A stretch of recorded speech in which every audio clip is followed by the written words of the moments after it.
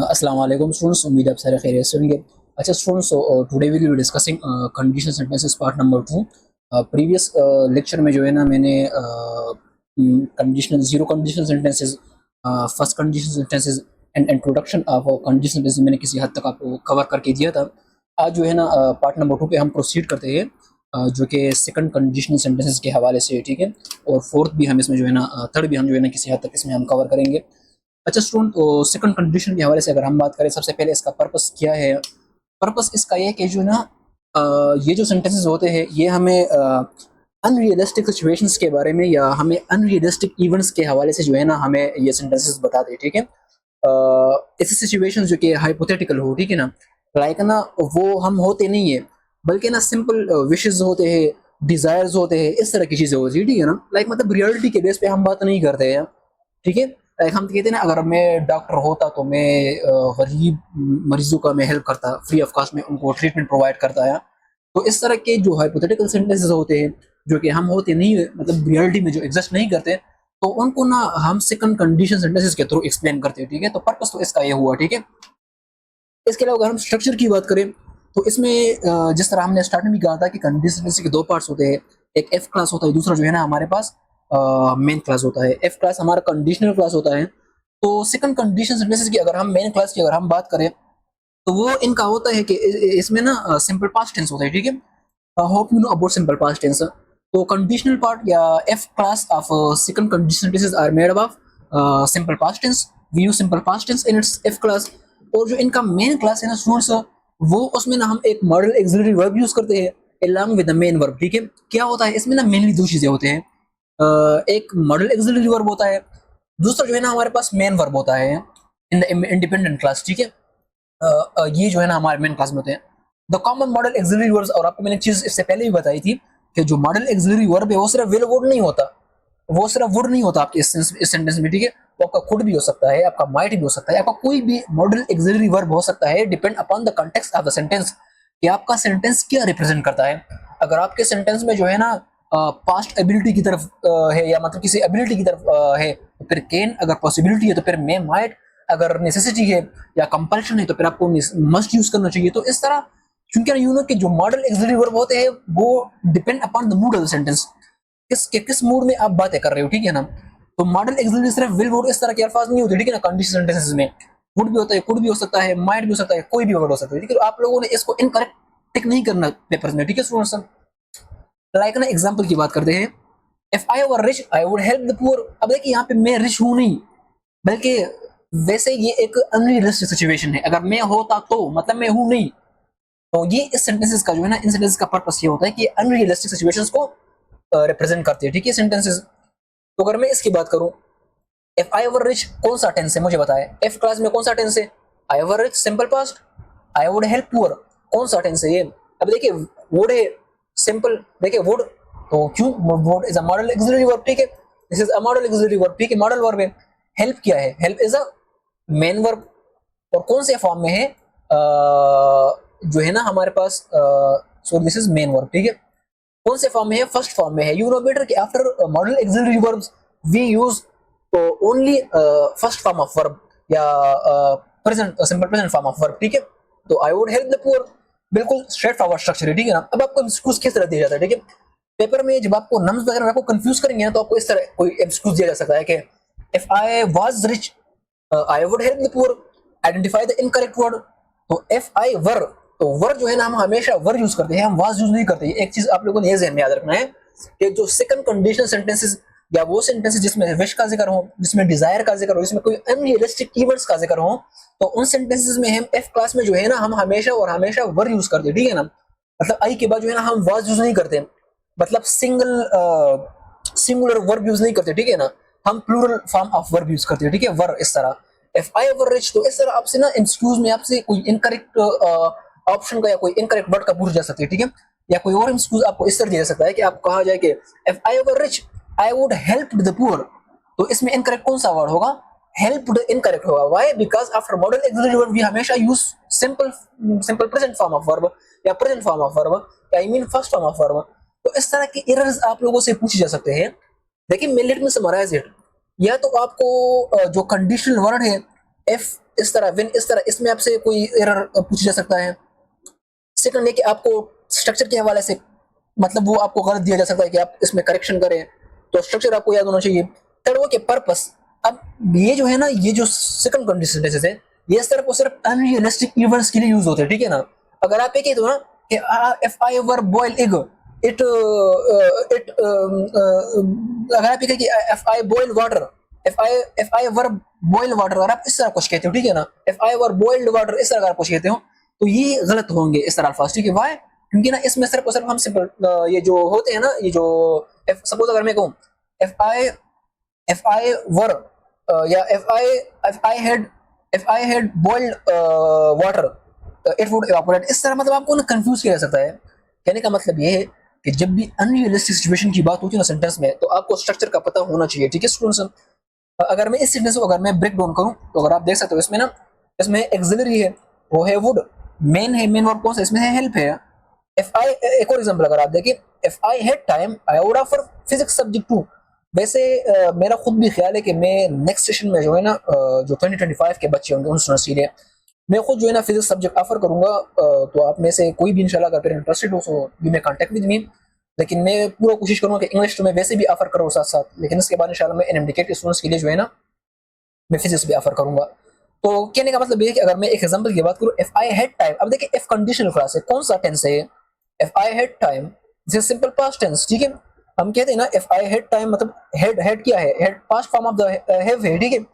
This is simple, this is simple past tense, ठीक है, this is simple past tense, ठीक है students. अच्छा, मेन क्लास की अगर हम देख ले तो मेन क्लास में I would offer physics subject too, तो देखिए वुड है, मॉडल एक्सिलरी वर्ब है, ठीक है, और क्या है, फिर उसके बाद हमने base form of verb use किया है, या हमने simple present form of verb use किया है, हमने main verb simple present form में यूज किया।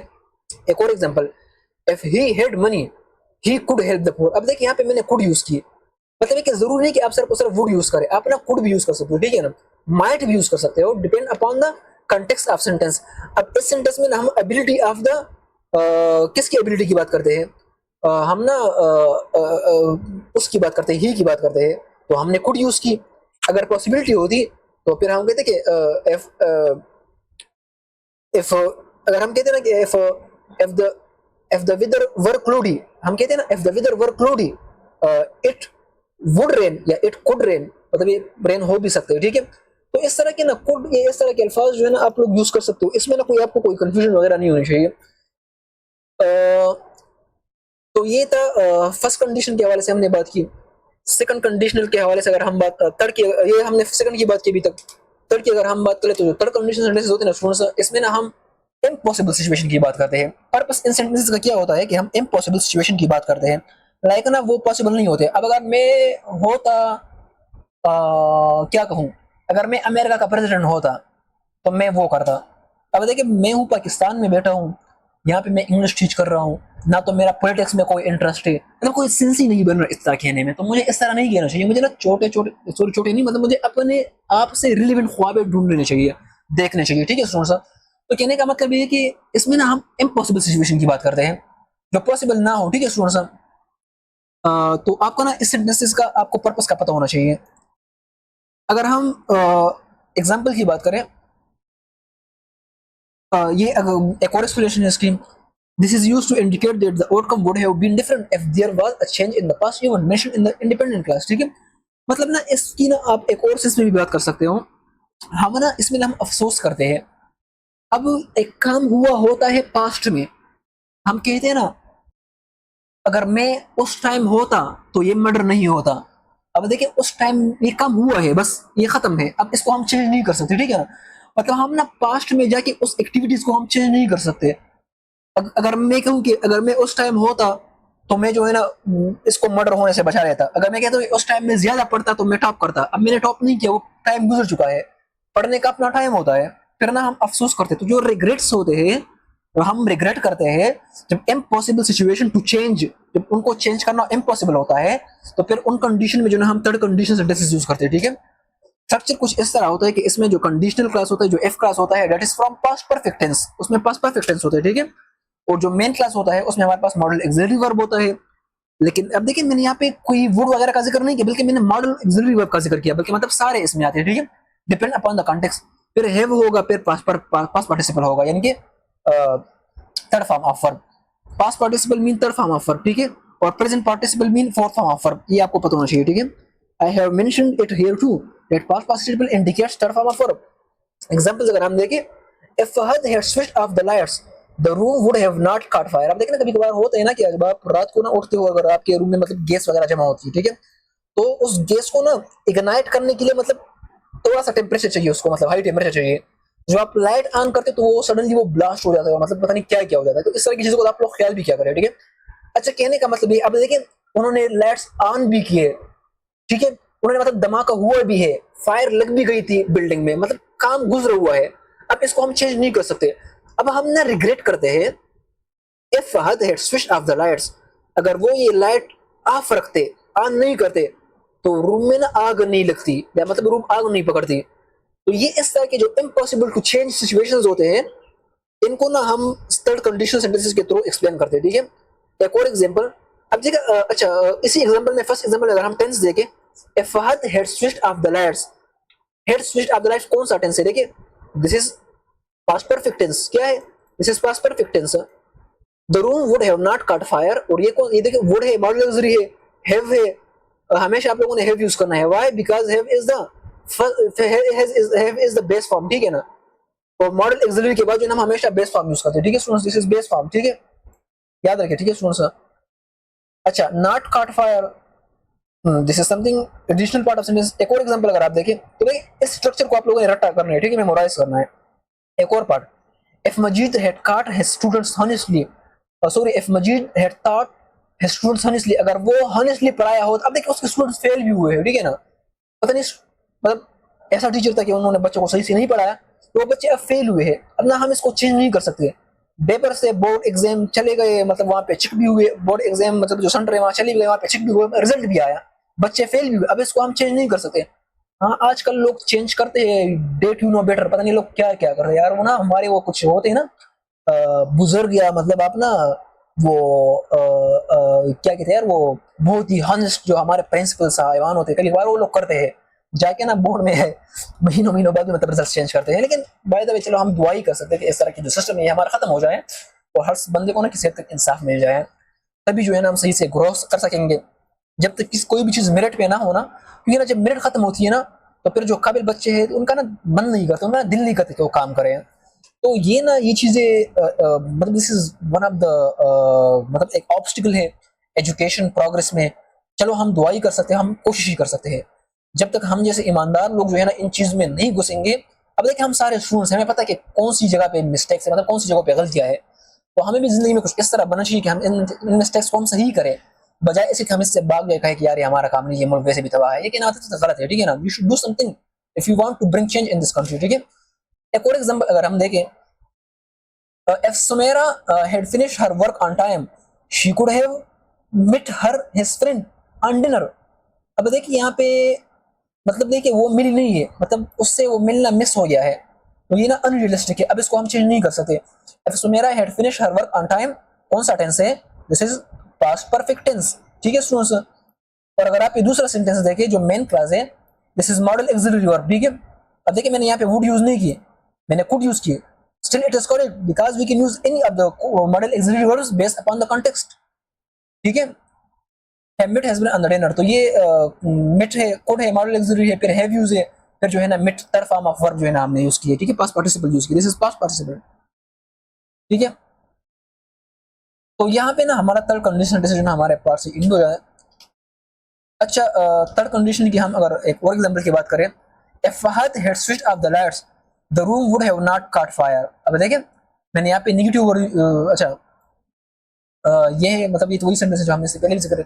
अच्छा हाँ सेंटेंस, एक चीज आप लोगों ने और भी याद रखना है, कभी कभार ना हम इफ की जगह हम हेड यूज करते हैं, ठीक है। तो ये हेड भी ठीक है, ठीक है ना, ये भी असल में कंडीशनल पार्ट ही कहलाएगा, ठीक है।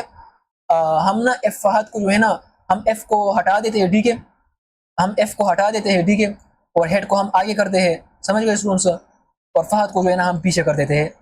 तो ये भी जो है ना कंडीशनल सेंटेंसेस हम इस तरह भी लिखते हैं, ठीक है। ये जो हेड स्टार्ट में आता है ना स्टूडेंट्स, कहने का मेरा मतलब ये है कि जब भी आपको हेड जो है ना, head start of the sentence मतलब देख ले तो इसका मतलब है कि conditional part of the sentence है, और जो हेड है ना ये कंडीशन को रिप्रेजेंट करता है, ठीक है।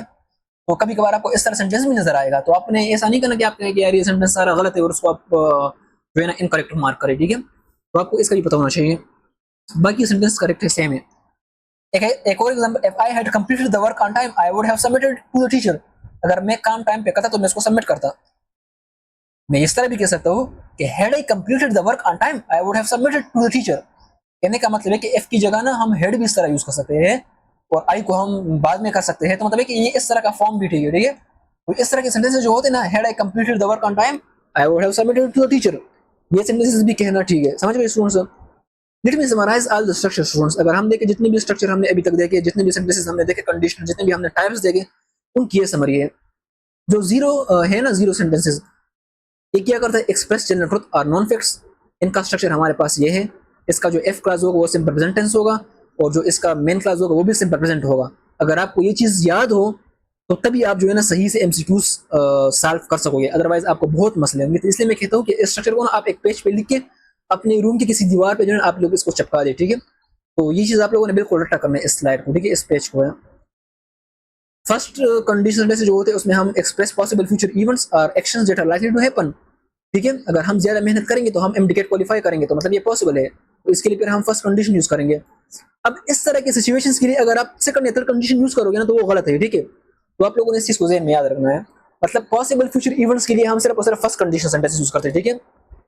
सेकंड कंडीशन, कभी कभार आपको ना टेंस भी सही दिया होता है, एफ वर्ड भी सही यूज हुआ होता है, आपको ना एक्सिलरी वर्ब भी सही यूज हुआ, मतलब सारा कुछ ठीक होता है, लेकिन जो पर्पस ऑफ द सेंटेंस होता है ना वो मतलब फर्स्ट कंडीशन में जो है ना आपको कभी कभार हाइपोथेटिकल पास्ट आउटकम्स दिया जाता है, तो ये गलत होगा, ठीक है ना। तो आपको ये करेक्ट करना आना चाहिए, ठीक है स्टूडेंट्स।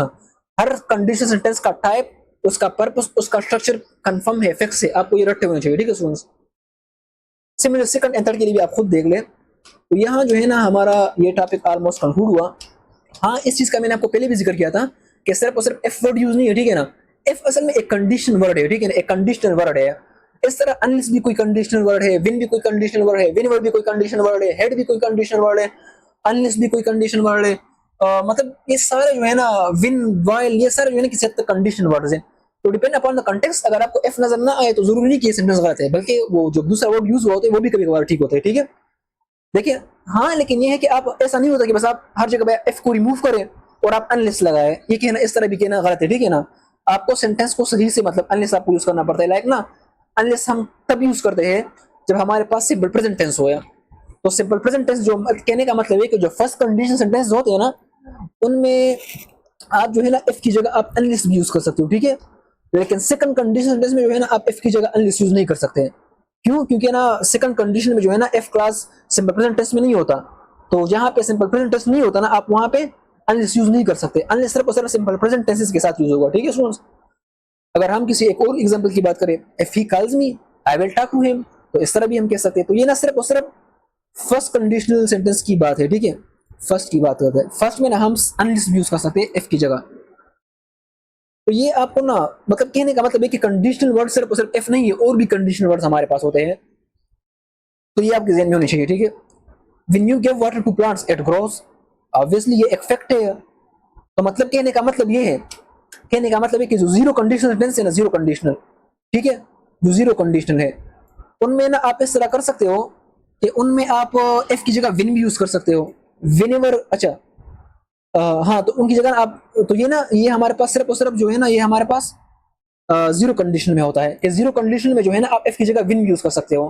कहने का मतलब ये है, अगर let me summarize it, in first condition sentences we can use unless instead of if, and zero condition sentences we can use when instead of F.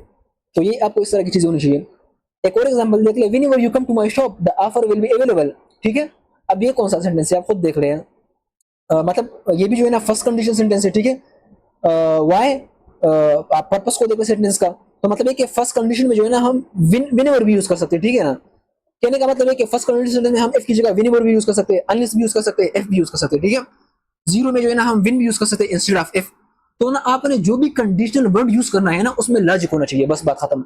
सिर्फ और सिर्फ एफ वर्ड यूज नहीं करते हम, लेकिन मोस्ट ऑफ द टाइम आपको F नजर आएगा, आपको एग्जाम में इतना कंफ्यूज नहीं करेंगे वो लोग, लेकिन स्टिल आपको ये चीज पता होना चाहिए, ठीक है, कि कोई भी कंडीशन वर्ड हम यूज कर सकते हैं, ठीक है। एक और एग्जांपल है, ये है कि आपको ना बस जो मेन चीज है ना, आपको टेंस का पता होना चाहिए।